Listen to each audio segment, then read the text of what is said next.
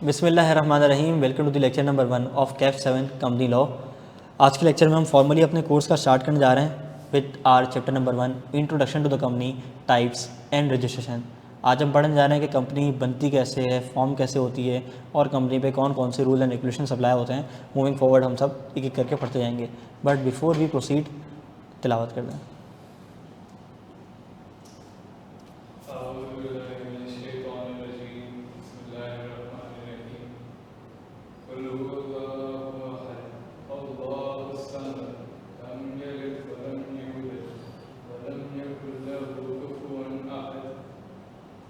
सदक़ल्लाहुल अज़ीम।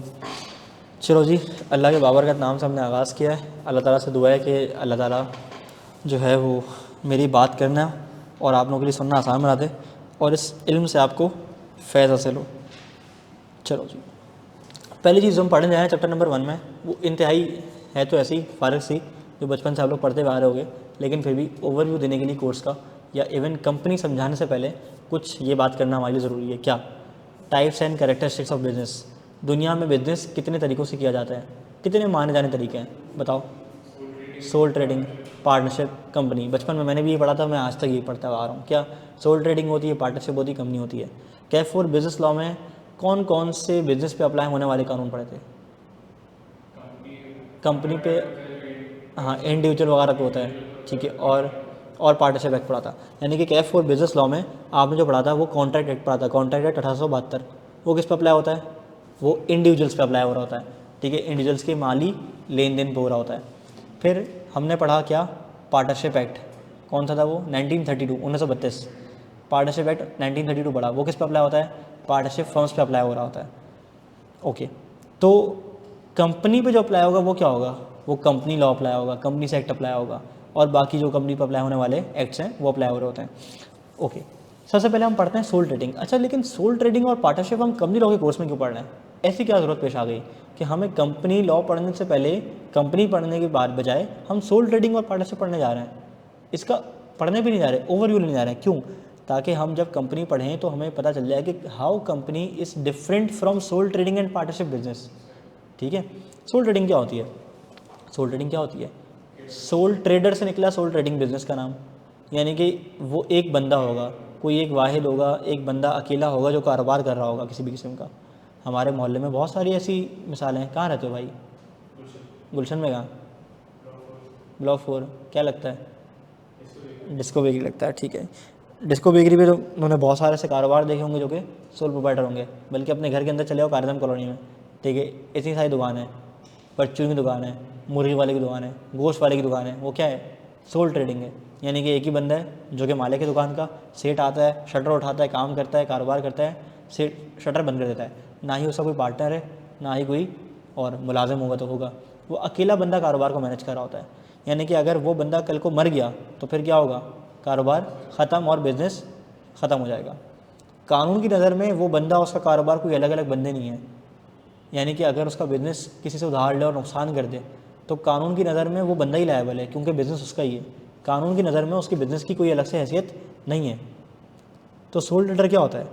एक ऐसा कारोबार विच is owned and run by an individual. Sir आप गुलशन ब्लॉक 2 में रहते हैं यार, ये तुम सब पता है यार इन बच्चों को, तो ख़तरनाक बच्चे हैं यार, ये तो ख़तरनाक लोग हो यार तुम लोग, ख़तरनाक। डर लग रहा है मुझे तुम लोगों से। वीगो तो नहीं भेजोगे? मैं ऐसी बात करता नहीं हूँ, वैसे तो पाकिस्तान जिंदाबाद वाला बंदा हूँ, ठीक है। चलो, सोल ट्रेडिंग क्या होती है? सोल ट्रेडिंग एक ऐसा बिजनेस होता है जो कि एक बंदा चला रहा होता है, which is own and run by a single individual. कानून इसको सेपरेट एंटिटी रिकॉग्नाइज नहीं करता, कानून उसको अलग शख्सियत रिकॉग्नाइज नहीं करता। यानी कि अगर मैं कहूँ कि दानियल भाई और दानियल भाई की दुकान, दोनों कानून की नज़र में एक ही हैं, अलग अलग बंदे नहीं हैं। इंडिविजुअल लायबिलिटी फॉर डेट्स, यानी कि अगर दुकान से किसी का नुकसान हो जाए, किसी दुकान को किसी ने उधार दिया हुआ है और वो पे नहीं कर पा रहा, तो बंदा ये नहीं बोल सकता मेरी दुकान चलो मुझसे क्यों मांग रहे हो। तो दुकान और बंदा दोनों एक ही हैं कानून की नज़र में, अलग अलग नहीं है। और अगर कोई कानूनी नुकसान हो जाए, कोई जानी नुकसान हो जाए, कोई माली नुकसान हो जाए, कोई एक्सीडेंट हो जाए या कोई ऐसा हादसा हो जाए, तो फिर लीगली भी बंदा खुद लायबल होगा, उसकी दुकान लायबल नहीं होगी। ईद आ रही थी, एक बंदा आया ड्राई क्लीनर की दुकान पे, उसने ड्राई क्लीनर की दुकान देखी, यहाँ पे ड्राई क्लीन होती इधर, ठीक है, मेरे कपड़े इस्त्री कर दो। कपड़े इस्त्री करवाने के लिए दुकान को दे दिए। अब पैसे भी दुकान को देगा और दुकान से उसका कॉन्ट्रैक्ट है कि वो उसको कपड़े देगी।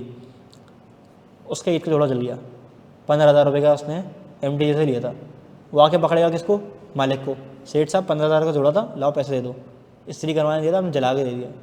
तो क्या दुकानदार ये कह सकता है कि भाई आपने तो दुकान को इस्त्री करने के लिए दिया था और दुकान ने ही आपको रिटर्न करना था, तो आपका तो कॉन्ट्रैक्ट दुकान से होता, मैं तो कोई हुई नहीं बीच में, ऐसा बोल सकता है? नहीं। क्यों? क्योंकि उसकी दुकान और वो दोनों एक ही बंदा है, दोनों अलग अलग बंदे। बोलो भाई नहीं है। ये है sole trading business which is owned and managed by a single individual. नुक्ते की बात क्या है? नुक्ते की बात यह है कि कानून की नज़र में दुकान और बंदा एक ही हैं, अलग अलग नहीं है। सेकेंड टाइप ऑफ बिजनेस क्या है? पार्टनरशिप। जब दो या दो से ज़्यादा बंदे मिलकर कारोबार करें शराकत दारी की नीयत से, तो वो क्या बन जाती है? पार्टनरशिप बन जाती है। ठीक है, दो लोगों ने मिलकर सोचा कि हम चलो एक काम करते हैं, एक बिज़नेस खोलते हैं, एक रेंटा कार का बिज़नेस खोलते हैं। इन्वेस्टर से पकड़ेंगे गाड़ियाँ रजिस्टर करेंगे, इंश्योर करवाएंगे और रेंट पे दे देंगे। जब दो या दो से ज़्यादा लोगों ने ये नियत कर ली कि हम मिल के कारोबार करेंगे, ये क्या बन गया? Partnership business. इसमें एक बंदा नहीं होता, दो या दो से ज़्यादा होते हैं। अब पार्टनरशिप में आपने वैसी बड़ी किस्में पढ़ी हुई हैं, एक्टिव पार्टनर, स्लीपिंग पार्टनर, ये पार्टनर, वो पार्टनर, वो सारी डिस्कशन यहाँ पे नहीं आ रही। यहाँ पे क्या है? सिर्फ ओवरव्यू है कि पार्टनरशिप ऐसा कारोबार है which comprise of a group of individuals. हो सकता है कुछ पैसा लाएं, हो सकता है कुछ पैसा नहीं लाएं, हो सकता है कोई अपना स्किल सेट ला रहा हो सकता है कुछ पैसे ला रहे हो सकता है सभी सब इक्वल ला रहे हो, तो मिल बांट के पैसा ला रहे होते हैं, जैसे हम कह रहे हैं शेयर्ड कैपिटल कॉन्ट्रीब्यूशन। लेकिन सोल ट्रेडर जैसी एक बात इसमें भी मौजूद है। क्या? कानून की नज़र में पार्टनरशिप भी अलग बिजनेस नहीं है। यानी कि किसी का नुकसान अगर हो जाए, जैसे हमने पढ़ा था पार्टनरशिप में, क्या पार्टनर्स की लायबिलिटी क्या होती है? अनलिमिटेड होती है। क्यों होती है? क्योंकि कानून की नज़र में अलग बंदा नहीं है ना। अगर रेंटा कार वाली गाड़ी से किसी का एक्सीडेंट हो जाए, किसी का जानी नुकसान हो जाए, तो वो लॉस किससे लेंगे? क्या रेंटा कार से लेंगे या पार्टनर्स को पकड़ेंगे आगे कि यार चला कौन रहा है, इनको ज़रा पकड़ो? बोलो, पार्टनर्स को पकड़ा जाएगा। अगर किसी का नुकसान हो गया तो पार्टनर्स अपने घर से लाके पैसे पूरे करेंगे, ऐसा ही होगा। क्यों? क्योंकि सोल ट्रेडर वाली खसलत यहाँ मौजूद है, कानून उसको सेपरेट पर्सन रिकॉग्नाइज नहीं करता। Person liability for debts. और मैक्सिमम पार्टनर्स की लिमिट कितनी होती है? 20। 21 हो गई तो क्या करना पड़ेगा? कंपनी जैसा करानी पड़ेगी। शाबाश, बेहतरीन। एक और कॉन्सेप्ट डेवलप हो गया, क्या? कि 21 नहीं हो सकते पार्टनरशिप में। डन। तो हमने सोल ट्रेडर भी पढ़ लिया और पार्टनरशिप भी पढ़ लिया। अब हम क्या पढ़ने जा रहे हैं? कंपनी। लेकिन कंपनी स्टार्ट करने से पहले एक बेसिक सा ओवरव्यू लेते हैं, बेसिक सा कि कंपनी बनती कैसे है। ठीक है जी, चलो मिसाल के तौर पे एक काम करते हैं, अल्लाह भला करे। 4 पार्टनर्स हैं, ठीक है, 4 पार्टनर्स हैं। इन्होंने सोचा कि यार हम एक काम करते हैं, एक कंपनी बनाते हैं। ठीक है, कौन कौन है? लेट्स से पहला है ट्रेविसाइड, ठीक है, दूसरा है क्लासन, ठीक है, तीसरा है भुवनेश्वर कुमार, ठीक है, और चौथा है पैट कमिंस। ये हमने सनराइजर हैदराबाद की टीम बना ली है। ठीक है, तो अब 4 लोगों ने सोचा कि हम मिलकर क्या करेंगे? एक कंपनी बनाएंगे। कंपनी का नाम रखेंगे हम सनराइजर हैदराबाद। ठीक है, अच्छा, लेकिन सब मिलके पैसे डालेंगे और फिर ही कंपनी बनाएंगे। ट्रेविस हेड ने कहा मेरे पास हैं 2.5 मिलियन रुपए। ठीक है, क्लासन ने कहा यार मेरे पास इस वक्त सिर्फ 1.5 मिलियन अवेलेबल है, इससे ज़्यादा नहीं है। भुवनेश्वर कुमार ने बोला मेरे पास हैं सिर्फ 5 लाख रुपए। पैट कमिंस ने बोला मेरे पास भी सिर्फ 5 लाख रुपए हैं। ठीक है, इससे ज़्यादा मेरे पास पैसे नहीं है। बताओ टोटल कितने हुए? 2.5 और 1.5 कितने हो गए? 3.5, 4, 4 और 5 मिलियन हो गए। ठीक है, इन लोगों ने 5 मिलियन से एक कारोबार स्टार्ट करने का सोचा, कंपनी बनाने का सोचा। लेकिन याद रखो कंपनी में टोटल फाइनेंशियल गेम है, टोटल पैसों का गेम है। कैसे? यानी कि जो जितने पैसे लेकर आएगा उतने का हिस्सेदार बन जाएगा, जो जितने पैसे लाएगा उतने का हिस्सेदार बन जाएगा। लेट से इन्होंने हिस्से बनाए और 10 रुपये का एक हिस्सा मुकर्रर कर दिया कि 10 रुपये का एक हिस्सा है। तो मुझे बताओ टोटल कंपनी में कितने हिस्से हुए? 5 लाख। अब ये जो 5 लाख है ये क्या है बताओ? ये 5 लाख क्या है? ये 5 लाख नंबर ऑफ शेयर्स है मेरे। ये क्या है? Number of shares. ठीक है, और जो 5 मिलियन सबने मिलके लगा दी है ये क्या है? बोलो, ये शेयर कैपिटल है। ऑनलाइन वाले ज़रा जवाब देते हैं, इंशाल्लाह फाका होगा। ये क्या है? Share capital. जो सबने मिलके पैसे लगा दिए वो क्या है? शेयर कैपिटल, और 10 रुपये का एक हिस्सा, और जो 5 लाख हिस्से बन गए ये क्या है, नंबर ऑफ शेयर्स। ये जो है ना ये कहलाती है पार वैल्यू ऑफ शेयर, यानी कि एक शेयर की पार वैल्यू कितनी होती है, बोलो भाई, 10 रुपये होती है। डिबेंचर की कितनी होती है, MFI नहीं पढ़ा, अच्छा भी पढ़ोगे, 100 रुपये होती है डिबेंचर की पार वैल्यू, और शेयर की होती है 10 रुपये। डन। तो ये जो 4 पार्टनर्स हैं इन्होंने मिलकर जो कंपनी बनाने का सोचा है उसमें इन्होंने कितने पैसे डाले, 5 मिलियन डाले, और 10 रुपये का एक हिस्सा, तो टोटल कितने हो गए, 5 लाख हिस्से। अब चूंकि 10 रुपये का एक हिस्सा है तो मुझे ज़रा बताओगे कि एक बंदे को कितने कितने शेयर्स मिलेंगे, एलोकेट करेंगे। मुझे बताओ एक बंदे के हिस्से में कितने शेयर्स आएंगे, ये 2.5 मिलियन वाले के हिस्से में कितने शेयर्स आएंगे, हाँ जी 2.5 लाख शेयर्स आ जाएंगे। ठीक है, ट्रेविस हेड को मिलेंगे कितने, 2.5 लाख शेयर्स। बताओ क्लासिक को कितने मिलेंगे, 1.5 लाख शेयर्स मिलेंगे। ठीक है, भुवनेश्वर कुमार को कितने मिलेंगे, 50,000, और पैट कमिंस को 50,000। ठीक है, अब अगर मैं तुमसे पूछूं कि कौन कितने % का मालिक बना, तो बताओ ये कितने % का मालिक बना, 50%, पक्की बात है, सही बोला, 50% का मालिक बन गया। ये बोलो बोलो, 25%, पक्का, हाँ जी, कैसे निकाला, 1.5 लाख डिवाइड बाई 5 लाख, ऐसा ही है, कितना बना, 30% का मालिक बन गया। ठीक है, ये कितने के बने, 10% के। ठीक है, 10% का ये, 10% का ये।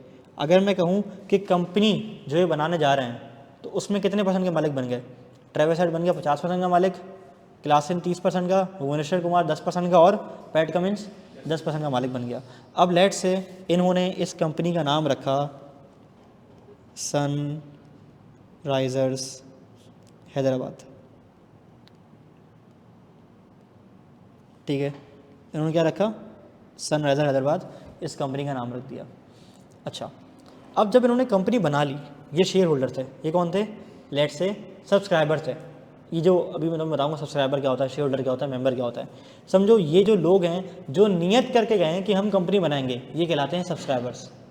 बोलो बोलो कौन है, subscribers. Subscribers to the memorandum कहलाते हैं, सब्सक्राइबर टू द मेमोरेंडम कहते हैं। बहरहाल तो ये जो लोग थे, जो 4 दोस्त थे जो नियत करके गए कि हम एक कंपनी फॉर्म करेंगे, वो कौन है, सब्सक्राइबर्स हैं। ठीक है, अच्छा, अब हुआ ये कि इन्होंने सोचा यार कंपनी हमने बना तो दी है, लेकिन हम सारे ही ज़्यादा मसरूफ़ लोग हैं, तो कंपनी को मैनेज कौन करेगा, कंपनी को चलाने वाला कौन होगा। तो जो वो कंपनी को चलाते हैं उन्हें हम क्या कहते हैं, बोलो, डायरेक्टर्स कहते हैं। तो अब डायरेक्टर कौन बनेगा, ये बहस होने लगी। तो भुवनेश्वर कुमार और पैट कमिंस ने बोला जनाब हम डायरेक्टर बनेंगे, हम कंपनी को चलाएंगे। तो हमने क्या किया, इन दोनों भाइयों को डायरेक्टर्स अपॉइंट कर लिया। इन दोनों भाइयों को क्या कर लिया, डायरेक्टर्स अपॉइंट कर लिया। तो हमने इसको, इस बंदे को, भुवनेश्वर कुमार को और पैट कमिंस को हमने क्या कर दिया, बोर्ड ऑफ डायरेक्टर्स अपॉइंट कर दिया। अब हमने कहा ठीक है डायरेक्टर्स तो हैं ये, लेकिन ये पैसे कितने लेंगे। तो इन्होंने कहा ठीक है काम करो, हमें लाख लाख रुपए सैलरी दे देना। तो जो डायरेक्टर्स को काम करने की हम पैसे देते हैं, इसे हम कहते हैं डायरेक्टर की फ़ीस। ठीक है, डायरेक्टर की फ़ीस या रिम्यूनरेशन। डिसाइड कितनी हो गई, 1 लाख पर पर्सन। ठीक है, 1 लाख पर डायरेक्टर, ये हमारी डिसाइड हो गई। अब तक हमने क्या किया, कुछ सब्सक्राइबर्स थे जो कि नियत करके उठे थे कि हम कंपनी बनाने जा रहे हैं, वो कुछ पैसा लेके चले गए, उन्होंने गुल्लक में डाल दिया, ये एक गुल्लक बना दिया ना, इस गुल्लक का नाम रख दिया सनराइजर हैदराबाद। ठीक है, अभी हम बताएंगे पब्लिक कंपनी बनाई, कौन सी बनाई, बस एक कंपनी बना दी हमने फ़िलहाल। उसमें से 2 लोग उठे, उन्होंने कहा हम डायरेक्टर बन जाते हैं, तो कंपनी मैनेज भी तो करेंगे, तो डायरेक्टर बनने की क्या लेंगे, ये फ़ीस लेंगे। ठीक है, अब लेट से हमने कंपनी स्टार्ट की कितने से, 5 मिलियन से हमने स्टार्ट की। पूरे साल कंपनी ने काम किया। लेट से ये कंपनी स्टार्ट हुई 1 जनवरी 2024 को। ठीक है, और 31 दिसंबर 2024 तक इसने कारोबार किया। कारोबार करने के बाद इसने 5 मिलियन से कारोबार स्टार्ट किया और पूरे साल में इसने लेट से 1 मिलियन का प्रॉफिट कमाया। 1 मिलियन का क्या कमाया, प्रॉफिट कमाया। प्रॉफिट कमाने के बाद इसको याद आया कि यार इसने तो इसमें से इनको हिस्सा भी देना है। किसको हिस्सा देना है, बोलो बोलो, डायरेक्टर्स की फ़ीस तो निकालो, खर्चा तो निकालो, प्रॉफिट कमाया। तो इसने क्या किया, लेस कर दिया, लेट से कितने रुपए, 2 लाख रुपए, 2 लाख रुपए डायरेक्टर्स की फ़ीस निकाल दी। कितना बचा इसके पास? 8,80,000 कहाँ से आ गया? 8 लाख रुपए बच गया। ठीक है, 8 लाख रुपए में से हुआ ये कि ट्रेविस हेड भाई आए, ट्रेविस हेड ने कहा 8 लाख हैं, हम 4 लोग हैं, एक काम करो 2 लाख उठाओ, हर बंदा जाओ घर जाके पार्टी करते हैं। ट्रेविस हेड ने बोला आपका भाई पार्टी करेगा।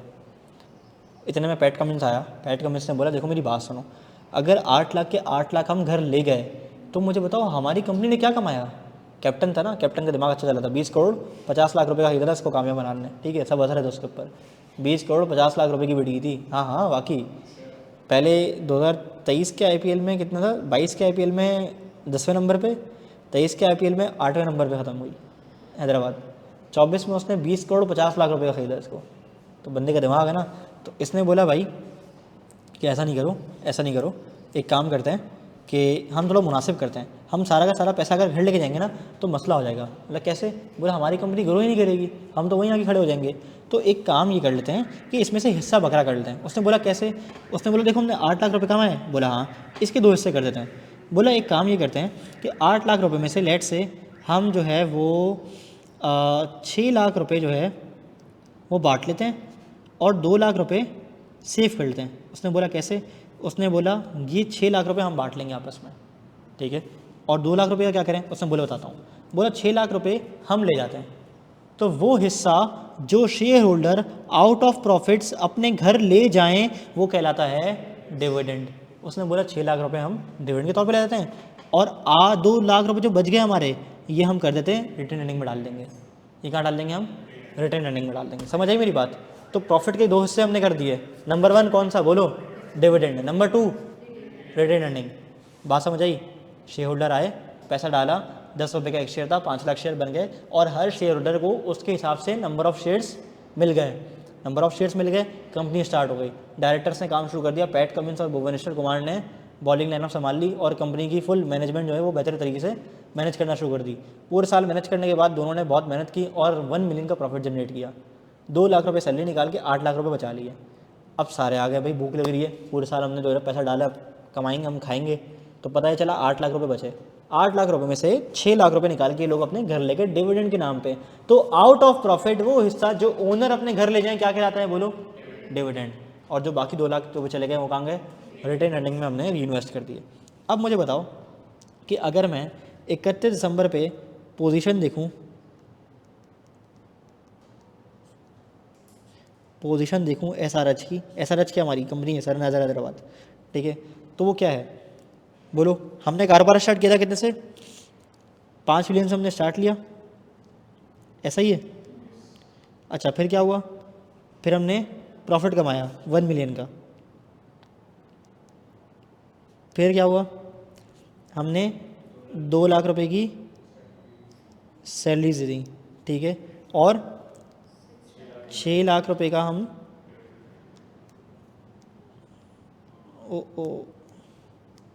6 लाख रुपए का हम डिविडेंड खा गए। अब बताओ पीछे क्या बचा? हाँ जी, 5.2 मिलियन।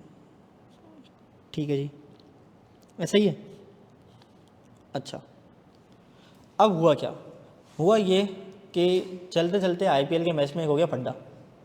ठीक है, और बीसीसीआई ने लेट से इस कंपनी के ऊपर, सनराइजर हैदराबाद के ऊपर लगा दी एक पेनल्टी, हैवी पेनल्टी लगा दी। ठीक है, पेनल्टी इम्पोज कर दी बीसीसीआई ने। कितनी?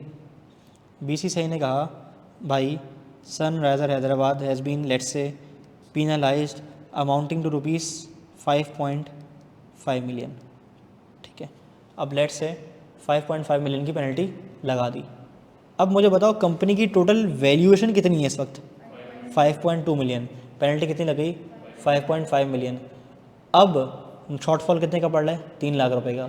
तो हम क्या करें? हम जाते हैं जैसे हम जाया करते थे, चारों के पास जाते हैं, बोलते हैं भाई 5.2 मिलियन की आपकी कंपनी है, 3 लाख रुपए कम पड़ रहे हैं, लाओ घर से लेकर आओ।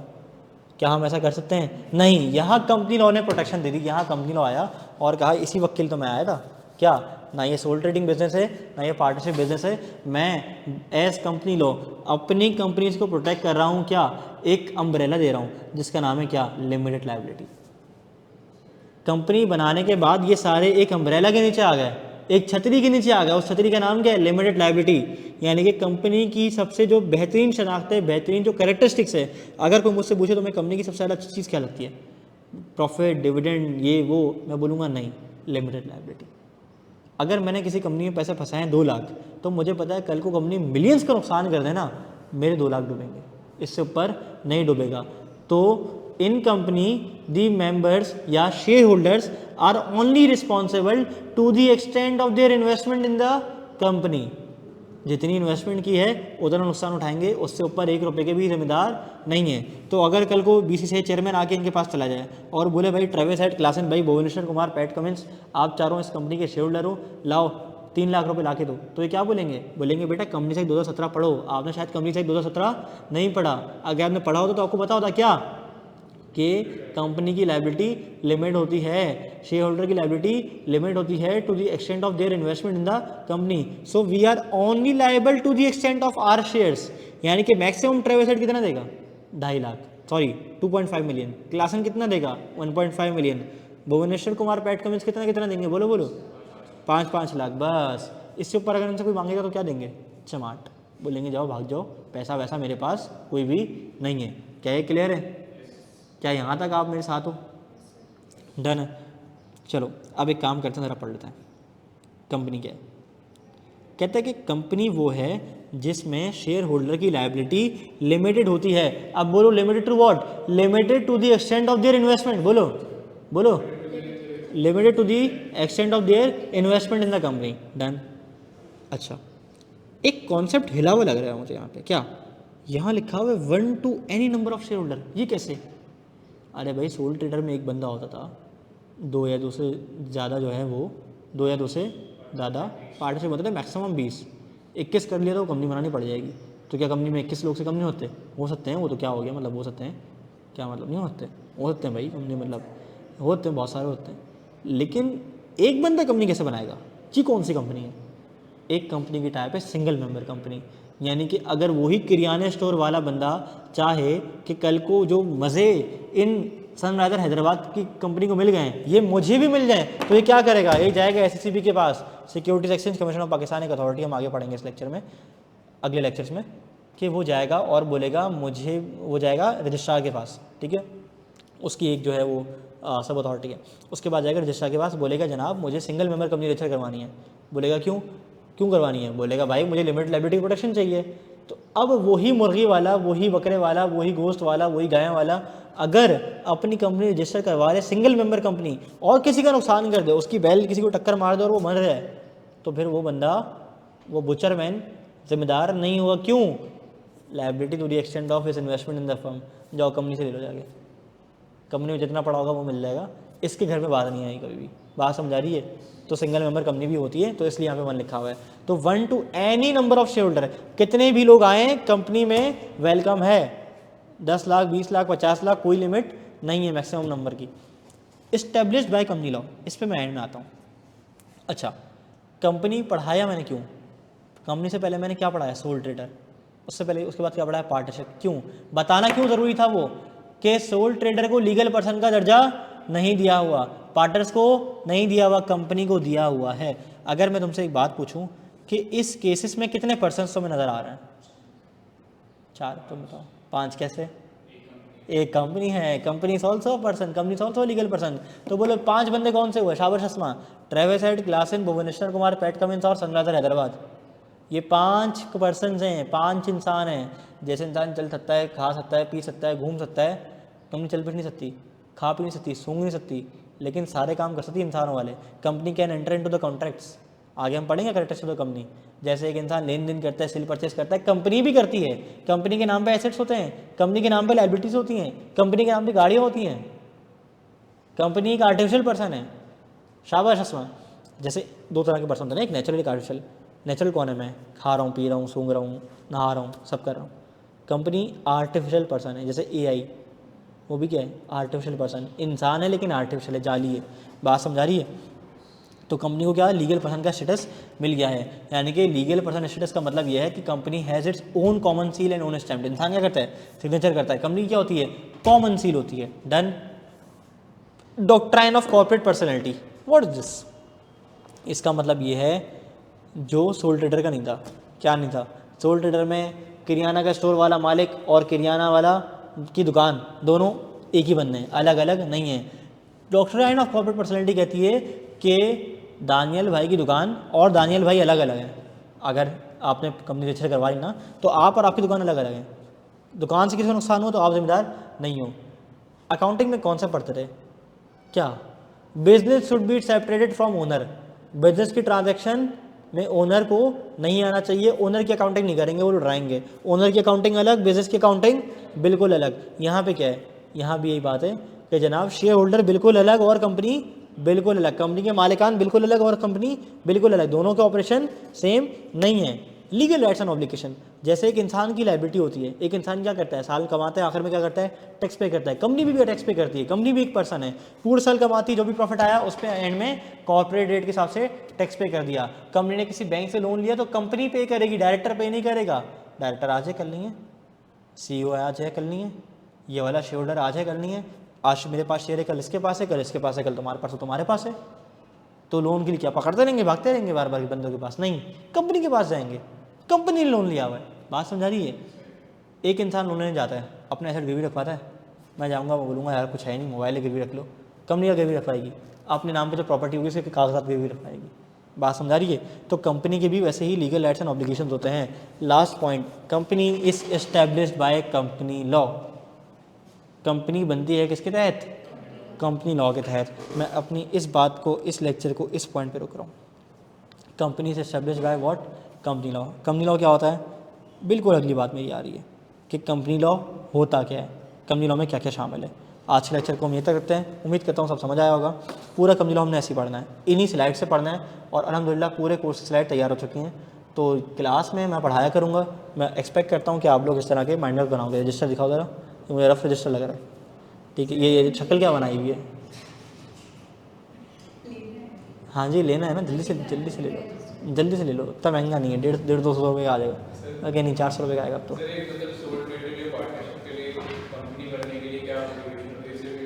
लिमिटेड लाइबिलिटी बिल्कुल, और कोई मोटिवेशन नहीं होगी। हाँ परपेचुअल सक्सेशन है, चलती रहेगी। कल को ये मर जाएगा, बच्चा संभाल लेगा और कोई संभाल लेगा और कुछ, वो भी चलाता है। लेकिन सोल ट्रेडर ऑफिशियली ख़त्म हो जाती है बंदे के मरने के बाद। फिर कोई बंदा आएगा तो वो अलग से जो है ना वो चलाएगा। डन है? अच्छा भाई ऑनलाइन वाले रात कोई सवाल? सर इसमें नोट क्या करना है? सब तो ऑलरेडी स्लाइड्स में है। यही तो नहीं करना, यही तो नहीं करना, ये तो स्लाइड में है, यही आपने रजिस्टर में नोट करना है, अपने हाथ से देखना है। जो मैंने बात की हैं ये बातें आपने नोट करनी है। सर जी में बोले हैं डायरेक्टर का मेंबर होना ज़रूरी है? बिल्कुल ज़रूरी है। बहुत टेक्निकल सवाल पूछा है बाजी ने, लेकिन अच्छा सवाल है। ये हम चैप्टर नंबर 3 में पढ़ेंगे कि क्या डायरेक्टर का शेयर होल्डर होना ज़रूरी है? हाँ ज़रूरी है। हाँ ठीक है, डायरेक्टर मस्ट बी मेंबर। ठीक है, कम से कम एक शेयर हो लेकिन हो। ठीक है, जब भी हमने देखो यहाँ पे हमारा जो सब्सक्राइबर्स है भाई उन दो को ही हमने बनाया। अच्छा अभी हम शेयर होल्डर तक, मेंबर तक नहीं पहुँचे, हम सिर्फ अभी कंपनी बनाने के लिए पहुँचे हैं आगे कि रिक्वेस्ट लेके गए। तो वो लोग जो रिक्वेस्ट लेके जाएंगे रजिस्ट्रार के दफ्तर के, हम कंपनी बनाना चाहते हैं, वो सब्सक्राइबर बन जाएंगे। जब कंपनी बन जाएगी और इनको यहाँ शेयर मिल जाएंगे, ये शेयर अलॉट हो गए, अब ये क्या बन गए? शेयर होल्डर बन गए। डन है। आगे हम पढ़ेंगे मेंबर क्या होता है। ठीक है, मेंबर में शेयर होल्डर भी शामिल है, लेकिन वो किसी और कंपनी के लिए होता है। वो बहुत सारी बातें आती रहेंगी। इस वीक में हमारी कितनी क्लासेस और हैं? इस वीक में हमारी आज एक, कल एक, परसों एक, जुमरात तक एक, 4 क्लास होंगी। फिर शायद जुमरात के बाद ऑफ हो जाए। हफ्ते को लगानी हुई तो हो जाएगी, नहीं हुई तो नहीं होगी, कोई मसले वाली बात नहीं है। तरतीब ये रहेगी कि हम क्लास में पढ़ेंगे बिजनेस लॉ। तुम लोग मुझसे नहीं पढ़ाना, ठीक है? तो जिसने बिजनेस लॉ मुझसे पढ़ा है वो मुझसे वाकिफ़ है कि तरतीब हमारी ये रहेगी कि हम क्लास में पढ़ेंगे ऐसे स्लाइड से पढ़ने के बाद जो हमारे प्रैक्टिस क्वेश्चन आएंगे ना सामने, वो हम उन प्रैक्टिस क्वेश्चन को सॉल्व करेंगे। देखो जैसे ये आ गया, पहला सवाल आ गया, ठीक है, फिर हमने और कॉन्सेप्ट पढ़े, अभी कॉन्सेप्ट आते लेंगे, फिर सवाल आएंगे। देखो सवाल आ गया, ये हम सॉल्व करेंगे, इसको मिटा दूंगा, पुरानी नोटिंग हुई है, ठीक है, तो दोबारा नहीं बनाने पड़ेंगे ना। तो हम क्या करेंगे, इसको सॉल्व करेंगे लिख के। उसके बाद फिर हम जब चैप्टर एंड करेंगे फिर 5 चैप्टर करेंगे। 5 चैप्टर सॉल्व करने के बाद फिर हम अगले चैप्टर पर मूव करेंगे टेस्ट के साथ, ठीक है जी। तो this was all for today's class. अपना बहुत सारा ख्याल रखिएगा। अगली क्लास में उम्मीद करता हूँ कि आप लोग आएंगे पढ़ने के लिए, ठीक है जी। यस सर, इसी से कॉन्सेप्ट कंसोलिडेट हो जाते हैं, बिल्कुल ठीक है, ठीक है। चलें जी सर, स्लाइड भेज दीजिएगा। बिल्कुल, मैं आप लोग अगर रजिस्टर ग्रुप में ऐड हो तो रजिस्टर ग्रुप में मैं अपना पूरा ड्राइव लिंक भेज रहा हूँ, ठीक है। इसी अपनेपन के साथ अपना बहुत सारा ख्याल रखिएगा और दवाइयाँ हिला हिला के वक्त ले जाइएगा। इंशाल्लाह अगली क्लास में मिलते हैं। अस्सलाम वालेकुम वरहमतुल्लाह।